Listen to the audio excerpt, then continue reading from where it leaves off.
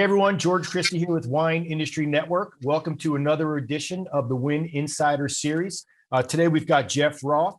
Jeff is the Executive Vice President for Bacchus Importers, which is that now is Jeff, is that considered a division of Breakthrough, or tell me how how it's structured? Yeah, we're a standalone company from Breakthrough. So we are owned by the same owners as Breakthrough, but we are a standalone company. Okay, well, great. So today we're going to talk a little bit about making the most out of OND, right? October, November, December. Obviously, a very important part of the year for the wine industry. And this really came up when we were doing our wine industry sales symposium. We kind of recognized that there were some questions around this particular part of the year, and we thought it would be kind of cool to tackle this topic and talk to someone who's got some real experience. So, Jeff, just to kick things off, we've got a wide variety of people with experience in the industry, but maybe kind of dialing it back to kick things off. Talk a little bit about the importance of OND in your world. Yeah, so for us, OND really is the Super Bowl, if you will. This is when it all occurs, right? So particularly in a market like DC, which is usually filled with a lot of tourists in normal times, you've got a lot of people traveling for end of business. But then also the amount of business we do in retail. So for categories like sparkling, we do over 40% of our business in the last 90 days of the year. So it's very important that we have that there. And then also overall, in those last 3 months of the year, we do about a third of our business. But the last 60 days of the year, we do almost 25% of our business. So wow. It's a big part of our business. And further, the dollars. So our dollars in OND are about 30% higher than they are in the first 9 months of the year. So if we're going to make our revenue targets, we really have to execute at a high level in those last 90 days of the year to really be successful. It's really about the revenue and less about the boxes. So thank you for that. Now, I don't want to spend too much time looking back, but just one quick question. Tell the audience a little bit about, what OND looked like in 2020 versus the previous years, and how different was it? So, Bacchus, we service Northern Virginia, Maryland, Delaware, and DC. And Maryland, DC, and Delaware are our primary markets. DC was, obviously very impacted by COVID and still is, with the federal government, the work to do. The big difference for OND for us was obviously, forget the on-premise, which was sidelined, but it was that retail was the same. You really didn't have that big lift in business because the consumer in retail was spending more money every single month than they previously had. So you didn't have that lift in dollar case average going higher. You didn't have that rush to the stores. If anything, the retailer had gotten so used to that crush of people coming to their stores all the time, they were like, it's just like another month for me. Yeah. So by the time the holidays came, it seemed like it was almost anticlimactic for everybody. As we're starting to head into 2021, it sounds like your expectations are it to look a little bit like it's like what it's looked like in the past, right? No surprises, knock on wood. Yeah, definitely. I mean, look, like everyone else, supply chain's our biggest issue, logistics, things like that. So, we're putting a lot of strain on our logistics and supply chain, and as on-premise reopens, that's adding even more strain to the supply chain. So, the thing that we're monitoring the most during OND is supply chain. In fact, we already have all of our orders in for OND to our suppliers, particularly import suppliers, and we're placing our orders next week for Q1 of 2022. Wow! So that we can ensure we don't have any out of stocks. But that's the import side of the business is really the challenge. But even wines from California are now taking us anywhere from 4 to 5 weeks to get here. Well, that's a great segue to my next question. As with just about anything in business or in life, right? It's usually about the planning, right? So for the most successful producers that you've worked with, when typically are they going to get started on planning, putting their OND programs together? And if you can answer like on-premise versus off-premise, I'm not sure if it's the same sort of timeline, but ideally, when are the most successful guys getting started on their programming? Yeah, so 90% of our business happens in independent stores. So we don't have a lot of chain. We have some chain grocery in DC, but that's about it. So it's a little bit different. So we don't have to plan quite as far and much. But this month, we're finalizing all of our OND plans. So the plans have already occurred. We're finalizing and agreeing to them at this point with our more successful suppliers. The other suppliers will come in August and September. Those are the ones that, the goals have already been decided. Slots have already been taken. The focus is already there. So if we don't have plans buttoned in by July, it's very hard for us to be able to pivot to another plan. So really, we want to know exactly what we want to do by the end of this month, and that means the plans are done; they're not still being decided upon. So that sounds like those conversations have started, what, in March, April? They basically would start around April and May, and really kind of ramp up and get to my level by June, and then kind of finalizing everything in July. Now, again, I'm going to focus on the most successful producers that you work with. How much are they leveraging the expertise of their distributor partners? How does that work? Yeah, I think we tend to do, most of our suppliers are medium to small suppliers, and I would say 20% of them have a local person in our marketplace. Those people obviously are able to leverage those opportunities. I think the virtual meetings has been a boon for a lot of our suppliers because access to everyone is so much easier now, right? So they don't have to plan 70, 80, 90 trips around to go see a few people. It's literally, it makes more stress for the distributor because literally it's so easy for them to schedule a meeting now. It's a touch of a button. Right. So the access, which is great, right? So that's actually a good thing. There's no more, hey, I'm gonna come see you. I got to book a hotel. I got to book a dinner reservation. It's an hour-long meeting that you can actually get things done. So I think the access points for most suppliers are a heck of a lot easier.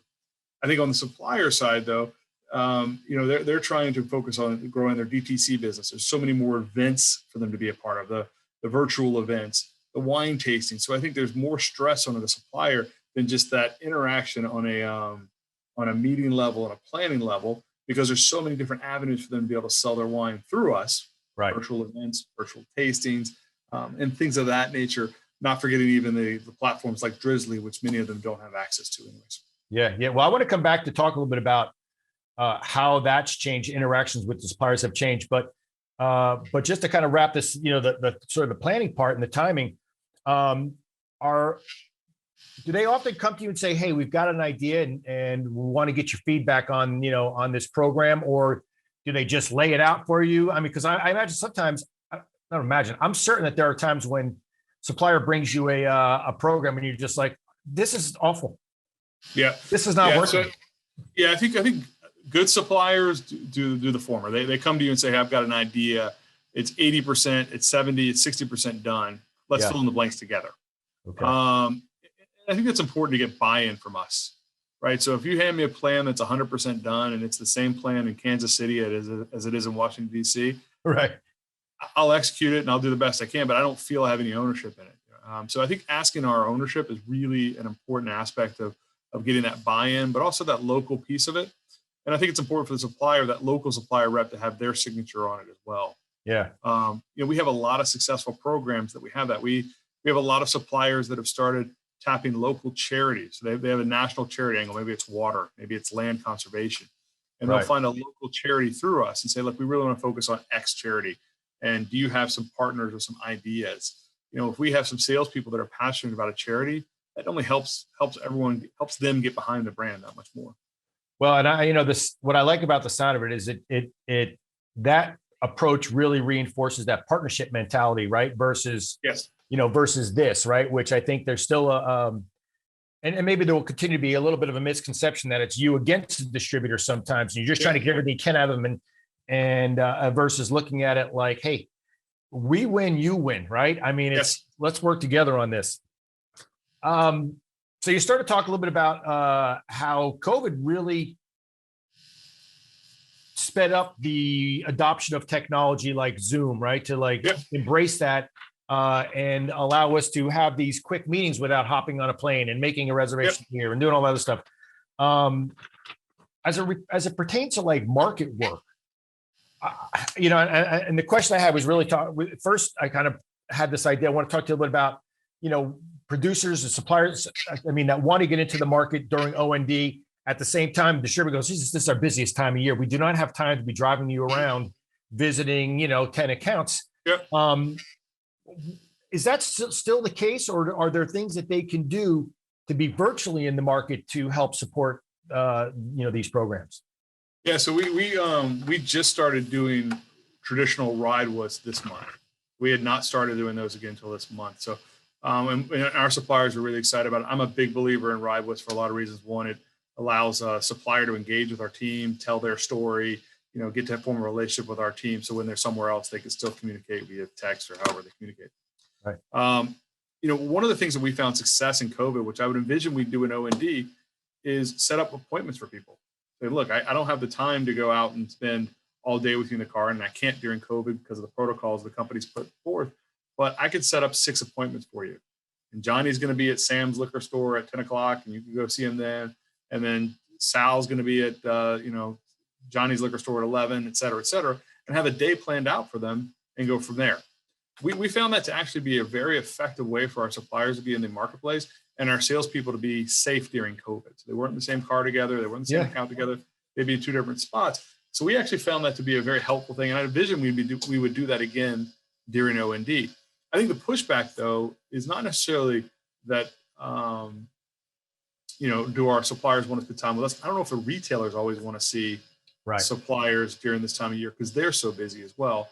And they look at this as a time off for them, quote unquote. There are certain retailers, as we know, that always like to see people, that are always wanting to learn something new. But there's others that also put that stop sign up of, I don't want anyone walking my door other than my salesperson taking my orders. But we really found that virtual kind of work with, if you will, kind of be an effective way during COVID. And I envision we'd move forward with that. Interesting. Yes. I love that, right? Because it's just one more thing that, some of the positives that did come out of COVID, right? They sort of forced us down a new path. We even had some suppliers that literally worked with people via an iPad. They would be sitting wherever they live, California, Spain, and then literally salesperson would walk into an account and say, hey, I've got, I joke, Max Headroom here. He wants to tell you about his wine or his pre-wrap property, and he'll give you his pitter powder, and they'd hang up, and then half an hour later, the salesperson would go to the next account, they do the same thing. That was actually really kind of novel and fun. And then I saw a lot of people do it. And I saw retailers kind of get, but again, it's a different ways to skin the cat. Yeah. Well, I was literally going to ask you a follow-up on that. Was like, how did these retailers react to that, or the wine buyers? Were they? I guess it's just like anything else, like different personalities. Some people probably thought it was cool, and some people were like, not so great. Yeah, I think the virtual thing, where they're literally carrying on an iPad and someone zooming in at each account call, I think it worked well for someone that maybe was a little bit more well-known, maybe had, not maybe a regional rep. That one didn't sit well because then the buyer would be, why don't you just, get on the train and come down here? Right. But the winemaker or someone of that ilk, I think the retailer, it translated well to the retailer. I want to talk a little bit about the importance of tracking, your performance, right? Because that's all about, it's going to weave its way into next year's planning. Yep. On the tracking side, obviously you guys are tracking, depletions and shipments, et cetera. Are you providing that information back to the wineries? Is that what they're basically using, when they're evaluating the success of a particular program? And so we do a couple of things. One, if we have a focus goal, we track volume, we track accounts sold, we track activity. So an activity could be a display or staff training or what have you. Right. We also have kind of 90-day goals that we're tracking that are, kind of pulse periods that we're really focused against something. We report that back to supplier and agree on the goals that we're going to agree on. So, hey, we're going to do 1,500 cases during these 90 days. Here's the goal. Here's the goals by salesperson, so they have visibility to that, and they're able to see that. Our salespeople, conversely, can go on their Microsoft Teams channel that they have for themselves and see where they stand on their goals constantly, and to see where they have gaps towards their goals. So where was that brand sold last year that you didn't get to it, or where are some gaps in your territory, like brands that sell there as well. So we have that as well. And then, the final thing that we really focus against is we really want to reward our people for being successful in these 90 days. They know that these 90-day programs are our most important. So that's a big part of what we do. But I think if we're going to commit to something for a supplier, and we can't do this for every supplier we have, but the big things that we're focused against, we want our supplier to know how well we're doing, or if we're going to miss the number. We don't want them to find out on the 89th day we're going to miss the number. We have to find out on the 40th day that we have problems. And, we can scream and yell about it, or we can try to find solutions to correct that. Make some adjustments on the fly, right? You mentioned about wanting to reward your people, right? Because they're out there working really hard this time of year. Is that like about, having incentives tied to these programs? And how important is that to, for a wine producer to factor that in? It's interesting. I'll sit in some of our planning meetings, and at half of the meeting we'll be talking about incentives. And I'm like, guys, why are we spending all this time talking about incentives? Half of these won't ever be paid out. Let's spend more time talking about targeting accounts. Let's spend more time about developing the tools that are going to help us move forward. I think incentives motivate 15 to 20% because when you factor in taxes and everything else, it's not a lot of money, right? It really isn't. The one thing that's COVID has hampered us, and we'll look at this into 2022, is not being able to have trips. And I think when you're a wine and a craft spirit wholesaler, people want the experiences, they want the lifestyle that this industry provides. They want to be able to go to Napa, they want to go to Bordeaux, and when we don't have those trips as an incentive, I think that hampers a little bit. So I think that's the one thing I've found that my team is like, hey, it's great, I got $500 on this, but I would have rather have gone to Sonoma, seeing the winery and talk to the winemaker. Interesting. So basically the takeaway is if you're going to budget some money to incentivize these guys, bring them out to the property. And you have a lifetime ambassador at that point, right? Yeah. You have someone that says, I remember walking through the vineyards with the winemaker, or I had an amazing meal. I think things like that, those experiences, particularly for millennials, means more than $500. Yeah. And again, after Uncle Sam gets a taste of that $500, it's not that much money. It really isn't. So I would say for our sales force, 10% is really motivated by those incentives, the cash incentives, and the rest are like, maybe not, unless they're extremely lucrative. And those are, we don't have many of those. We don't have things where people are getting $50 a placement or $100 a placement. We're not a big spirit company that are going to do those things. Yeah. Now, let me ask you, you got me thinking about this. So in your experience, when a producer, supplier hits on a successful program, do you tend to see them like basically reskin that program a little bit? It's basically the same program. They got something that works, that they run it every year, or is it more like every year they have to come with something brand spanking new and start from scratch? What's the deal out there with that? I'm laughing at this because I think every supplier has a fast start program and an OND program. It's like everyone is like, fast start, really? Okay, that's creative. I got it. Yeah, here's how it works, Jeff. We're going to get off to a fast start here. We want to get the ground running. Yeah, so I laugh at that every time I hear that. Like it's like something new. I think two things. One, I don't think we're a very good industry at evaluating success, good and bad. I think we just move on to the next thing. I think it's maybe the nature of kind of a fast-paced industry, and particularly as a wholesaler, we're kind of stuck in the middle sometimes. So sometimes we're not very good at saying, "Hey, was that successful?" Or we hit the number, so we think it's successful. So I think that I don't see a lot of our suppliers send me any evaluations of, "Hey, other than you hit the number, great job, but how was the spend? Did we spend too much? Did we not spend enough?" So I think that's something I'd love to see more of. We actually, on a monthly basis, meet as a leadership team, as a sales leadership team, and we call it a rear view mirror, just to look at the past month. What do we do well? What do we not do well? What can we improve upon? And we've really found that to be successful for us. To answer your question about repeating programs, I think programs that are driven by marketing type companies that have a marketing arm, those I see repeated a lot. Like, hey, we're going to focus on rosé this time of year. We're going to focus on Oregon Wine Month on this time of year. Things of that nature that are driven from the center of those companies, I think those are repeated more and more. The local sales supplier, I don't see them repeating things other than the ones we talked about, fast starts or fast close, furious finish. Well, Jeff, this has been great. So the real takeaways for me, and I'm going to ask you to pile on if I miss anything, but start your planning early, include your distributor in the conversation, so that you've got some expertise tied to that particular region. I think set realistic goals, measure the results, and if you're going to put incentives together, put some incentives together, but lean towards more bringing people to the property versus just throwing money that really doesn't always amount to much in the field. And this last piece of advice, I think was really important, is that conduct basically a post-mortem on these programs, right? And again, with your distributor to go, hey, how do we do? Could we have spent more here, or did we spend too much here? What little levers should we pull to make this better? Anything else, Jeff? You think that any other parting advice is the last thing? Yeah, the last thing I would say for planning for me is that business manager is such an important role. 5 to 7 years ago, I would have told you that the field sales manager or the district manager. Those are really the most valuable roles of a distributor. I think through, over time, that business manager becomes such a more valuable role, because, he or she is really the person that's pulling the puppet strings for the sales teams. They're the ones driving the programming. They're the one driving the focus goals, pricing, all that stuff. So I think having that, relationship with your business manager makes planning so seamless because you're talking about it all the time. Right. If you have that conversation, if you're the supplier that's popping in once or twice a year, you're never going to have that relationship. But I think that constant conversation with the business manager really helps. Well, and the relationships that foster, right? The depth of the relationship that fosters. This is Absolutely. great. Jeff, anything else you want to add? This has been terrific. No, that's been great, George. Well, listen, thanks again for your time. It's good to see you again. Good luck with the remainder of the year, and hopefully I'll get to see you in person one day soon. Yes, sir. Thanks very much. Have a great afternoon.